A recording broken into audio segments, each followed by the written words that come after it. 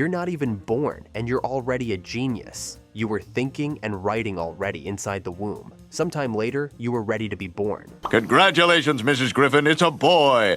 Wait a minute. I don't think we're through here. Oh my God, is it twins? No, it's the map of Europe. So you're not just smart, but world dominating, reality bending, destroy the universe smart. You've built time machines. You've fought intergalactic warlords. You've cheated death more times than you can count. And yet, none of it matters. Because at the end of the day, you're still trapped in a baby's body, living in a house full of idiots. You can design an atomic bomb, but you can't even reach the fridge. You can create a neural enhancement device, but you still need help wiping your own ass. Your entire life is a prison sentence that you will never escape from. And the worst part? No one takes you seriously. Your father? So dumb he once gave himself a stroke for free burgers. Your mother? Doesn't even respect you enough to acknowledge your full-blown assassination attempts. And your best friend? Oh, you think Brian has your back? No, Brian has let you down more times than you can count. Stewie Griffin, you're not just a genius, you're a cursed genius. And today, Stewie, I am going to break down why it sucks to be born as you.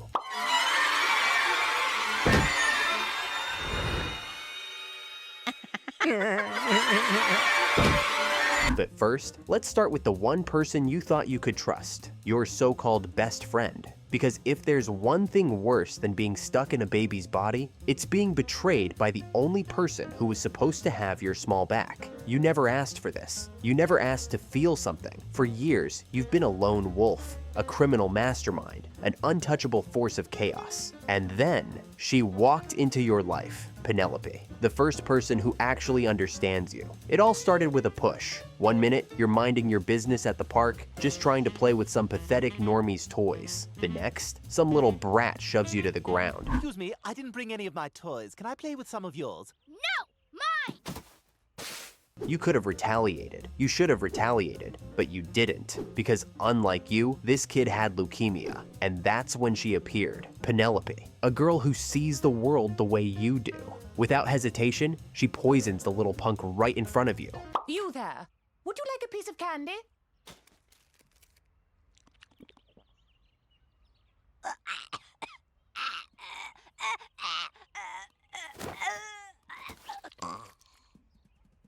Don't push. And in that moment, you feel something you've never felt before. Love.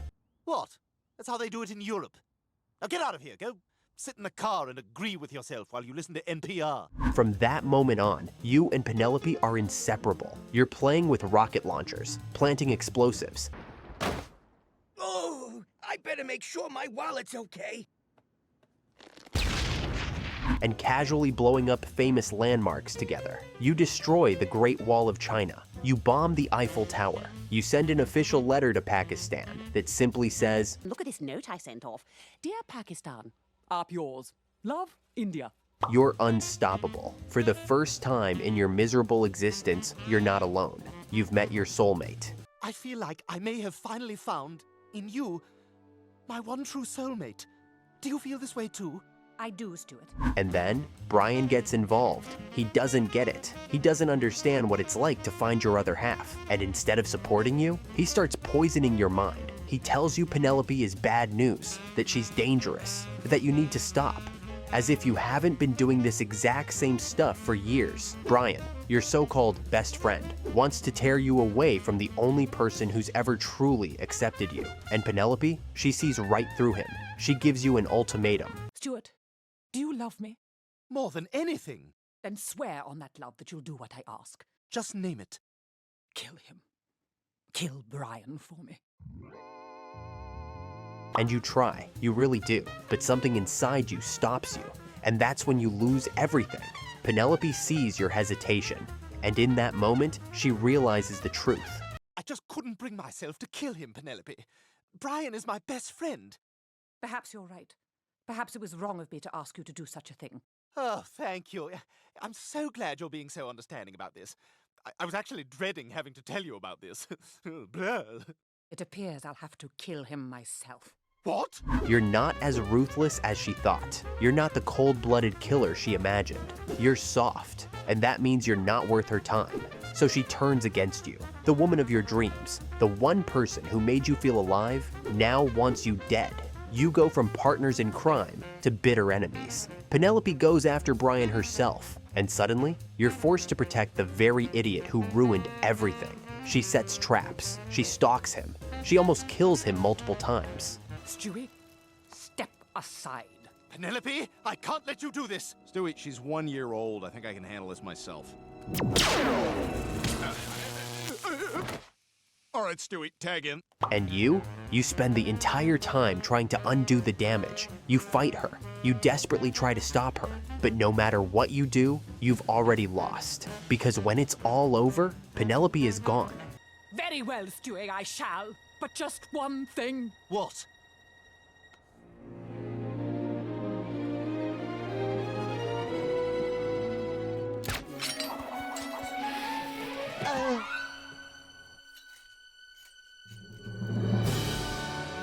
And you're left standing there, staring into the distance, realizing that That was beautiful. you never deserved her. And now, you're back where you started, alone. So, Stewie, what do you do after losing the only person who ever truly understood you? Do you take time to heal? Maybe reflect on your mistakes? Of course not. You do the most Stewie Griffin thing possible. You try to replace her. And what better way to do that than by creating a perfect clone of yourself, a flawless, obedient version of you, one who will never betray you, never disappoint you, never leave you. But instead of creating the ultimate companion, you accidentally create your own worst enemy. You're Stewie Griffin, the smartest baby on the planet. But lately, people are saying you've gone soft. Brian calls you out. And maybe he's right. Because when some brat at the park insults you, you try to retaliate. And what happens? Excuse me, fella. Yeah? What do you want, shrimp? Oh, just a few moments of your time. Hang on. Let me just get this little guy assembled. So, where are you from? Newburyport? What's it to you? Oh, I'm just always interested in where people are from. Everybody's got a story, that's what I believe. All right, I think we're all set here. Your gun misfires. Instead of revenge, all you get is humiliation. This can't go on. You need to fix yourself. So you do what any self-respecting evil genius would do. You build a neural enhancement device to make yourself even more evil. But there's a small, teensy tiny, catastrophic problem. It doesn't enhance your evilness. Instead, it creates an entirely separate evil clone of you. At first, you don't even realize what's happened, but slowly, things start getting weird. Your evil twin is out there making moves behind your back. He's running wild in Quahog. He's attacking Brian, stuffing batteries up his nose, and literally cutting off his tail. And then, he turns on you. Because while you talk about being evil, he actually is. You thought you were in control? That this was still your life? Think again. Your own clone beats the hell out of you, humiliates you, and leaves you choking on Brian's severed tail.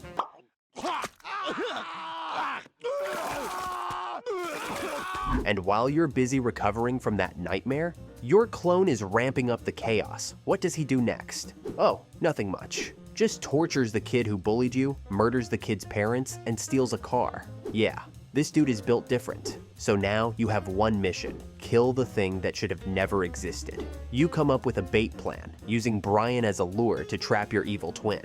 And when he shows up, the final battle begins. You fight, he fights. It's brutal, it's bloody, and worst of all, by the end, you both look exactly the same. And now, Brian has to make a choice. Which one of you is real? He holds up a gun. He stares at both of you. And the only way to tell? Your feet. Yes, your feet. Oh, come on, not this thing, really? Brian, it's me, Stewie. Shoot him! No, Brian, you know me. Look at me. Shoot him! All right, there's only one way to settle this. Look at your feet. Why? They're just feet. What are they doing down there? They're like leg hands. Brian remembers that the real you gets weirdly amused by the sight of your own feet. So he tests both of you. And when one of you doesn't react, shot, dead, gone. Nice job, man. Wow. Your evil twin is finally out of your life. Or is he? Because as you and Brian walk away, you turn to the camera with glowing yellow cat eyes and an evil grin. And suddenly, it's not so clear who survived. Then come on, I'll take you home.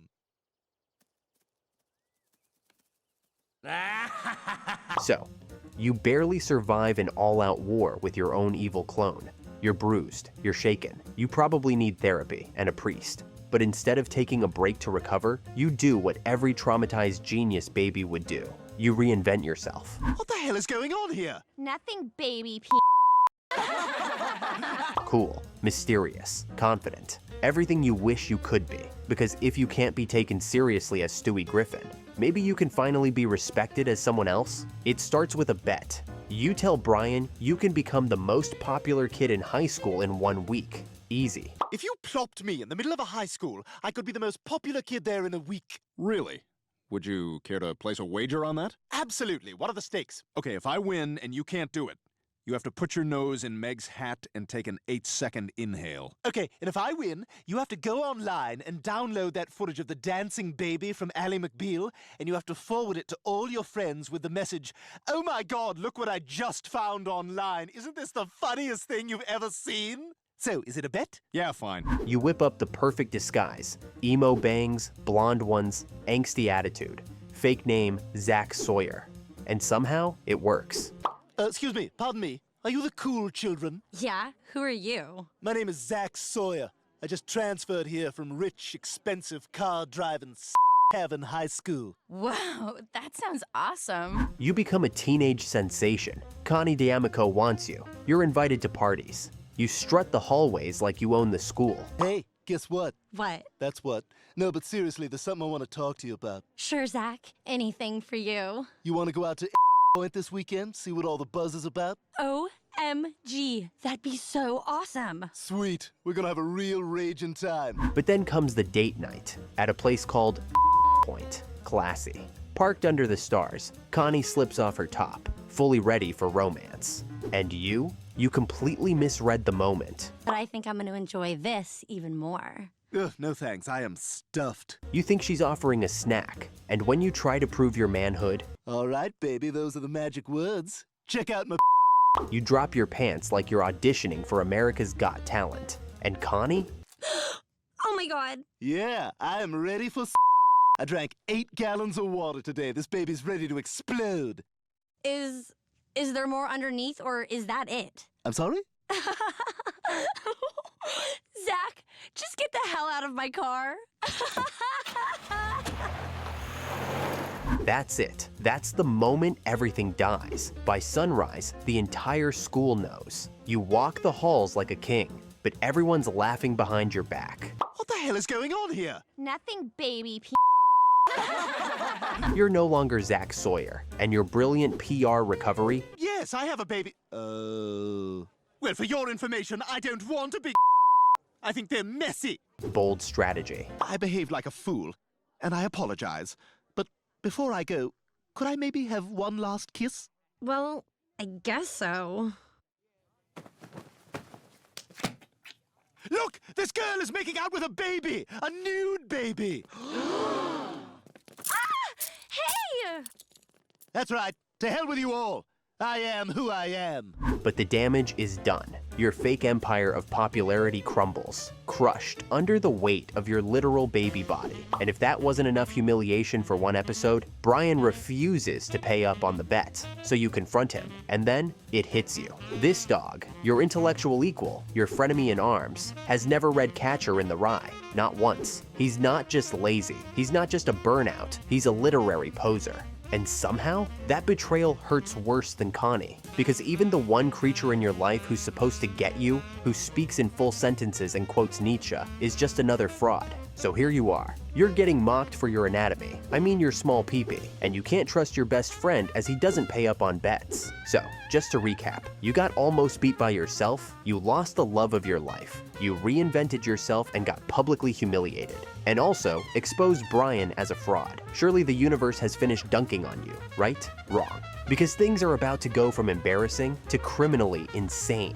This time, it's not you or your best friend, it's your family. Today, you don't even get to fail, because you're not even conscious for most of it. It all begins during your latest heroic space saga with Rupert. Lasers, explosions. You're taking down a Death Star shaped like Peter's face. Oh my God. But in real life, you're zooming around the living room, making pew-pew noises, and ramming a toy rocket up Peter's nose like a feral toddler. Got you! Got Got you! Got you! So Peter snaps, and what does he do? He grabs Rupert, your literal ride or die, and tosses him down the basement stairs. Hey, look, Stewie, Rupert wants to go play down in the basement. Hey, Stewie, I'm gonna go play down in the basement. Here I go. What? Why, Rupert? Why do you want to play in the basement? I don't know, I just feel like there might be some fun stuff down there. I'm not following your logic. And why are you talking different than usual? Here I go! Rupert, get back here! And just like that, your galactic saga ends with a full-body sprint to the darkest pit in the house. But that betrayal of your own dad was just a warm-up. The next day, you're just minding your business, pushing a mini shopping cart down the hall, innocent, focused, wholesome, and then, boom. Chris and Meg come flying around the corner in the middle of their latest WWE grudge match. Meg's mad because Chris read her diary. Chris is defending himself with a direct quote from her most cringe poem. Dear Diary, still no sign of that tampon from last week, but the headaches are getting worse. And you're the strike pin in their human bowling tournament. You go flying down the stairs like a crash test baby. Every step, bang, bonk, crack, bonk. By the time you reach the bottom, you're out cold, skull split open, and a pulse that's just vibing. Do you think he's okay? I don't know. You idiot, this is your fault! My fault? You were the one chasing me! You were the one reading my diary! Kids, breakfast. What do we do? Is he breathing? It looks like it. That's a good sign, right?